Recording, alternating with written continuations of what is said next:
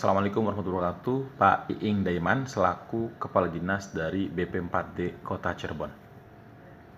Pak Iing, bisa dijelaskan kepada masyarakat nih Pak, apa nih Pak program ke depan dari BP4D untuk pembangunan di wilayah Kota Cirebon nih Pak? Baik, terima kasih. Waalaikumsalam Mas Momom, sehat semuanya. Alhamdulillah. Saya ditugaskan Pak Wali Kota per tanggal 26 Agustus di BP4D ini. Dan program awal saya pertama konsolidasi internal, termasuk terutama saya memohon arahan dari pimpinan apa yang menjadi garis kebijakan beliau, terutama akselerasi pencapaian visi dan misi.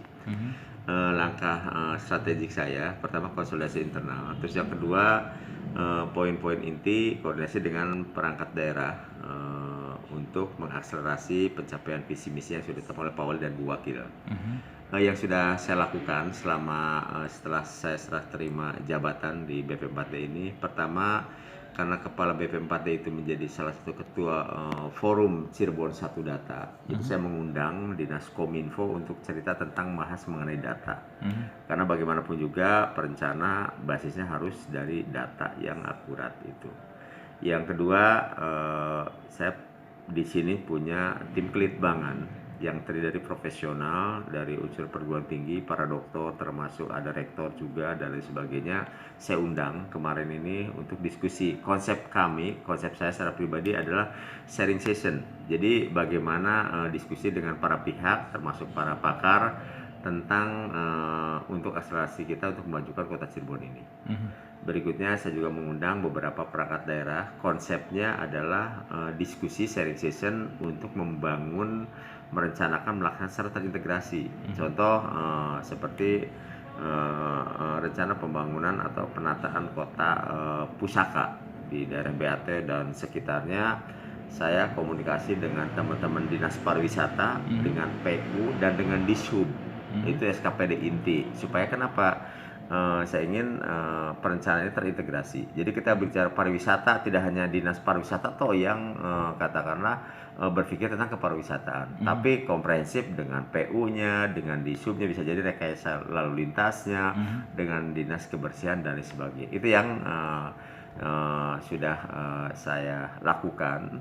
Ada secara informal by phone, ada juga langsung saya undang di sini, termasuk via Zoom juga. Gitu.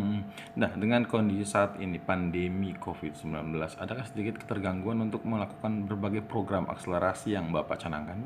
Ya, secara umum tidak ya. Dalam artian karena ada media, ketika kami tidak bisa melakukan pertemuan secara offline, kami lakukan juga dengan Zoom gitu.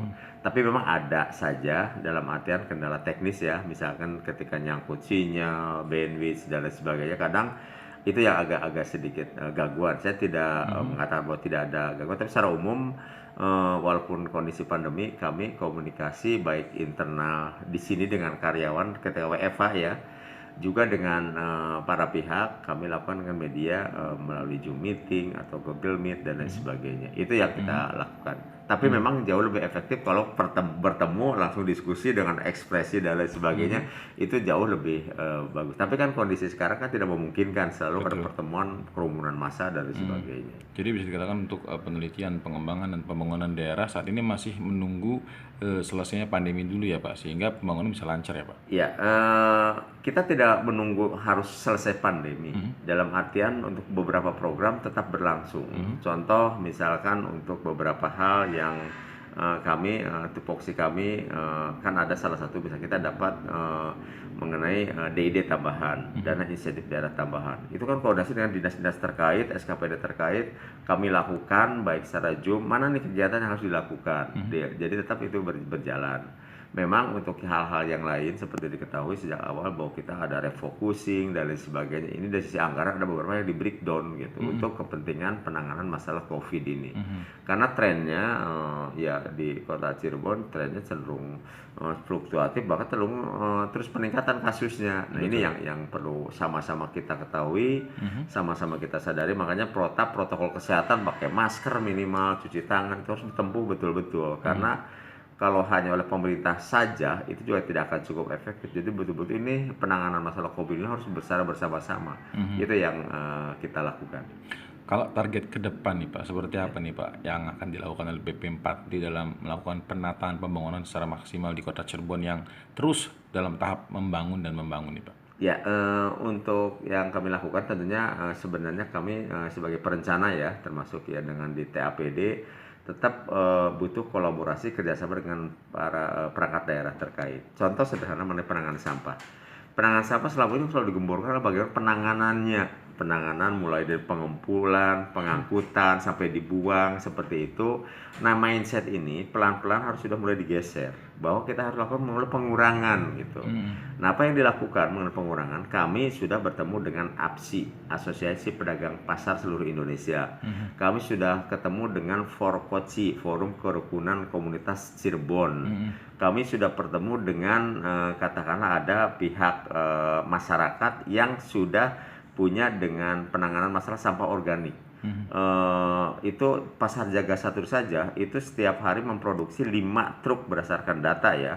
Nah, 5 truk sampah organik. Nah, apa yang dilakukan? Maka ada pihak masyarakat melalui BSF Black Soldier Academy itu mengelola sampah organik dengan menggunakan media maggot.